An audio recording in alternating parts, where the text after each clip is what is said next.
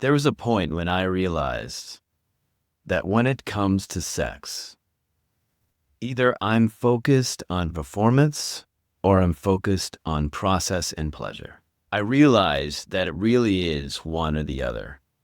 Once I start thinking and focusing on outcome, making sure something happens like making my partner have an orgasm, or I look a certain way, or I perform a certain way.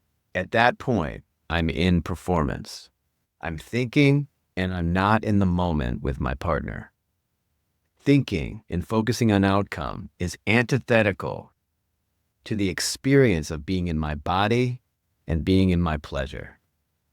It takes practice to learn how to get out of our heads and into our bodies, to learn how to be present with a partner, to be present with ourselves, and to really feel pleasure in our bodies in the moment.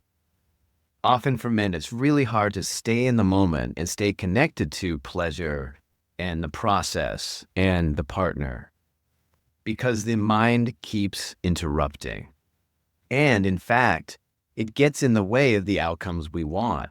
It makes it hard to do the thing that we hope to do, which would be to please a partner or to last long enough to have our partner have an orgasm. So the best way to get the outcomes you want is to practice being in the moment, being in your body, feeling your pleasure, feeling your partner. Once you get connected to your body, that's when the real learning begins. That's when the real growth happens. That's when all kinds of things are possible, like experiencing new types of pleasure all over your body, learning to have different types of orgasmic experiences. All of that is possible when you're present and connected to your pleasure. And most importantly, being present is the key when it comes to pleasing a partner. Most people want to feel their partner present in sex. This is so important. So in order to do that, you have to be out of your head, in your body, feeling yourself and feeling your partner.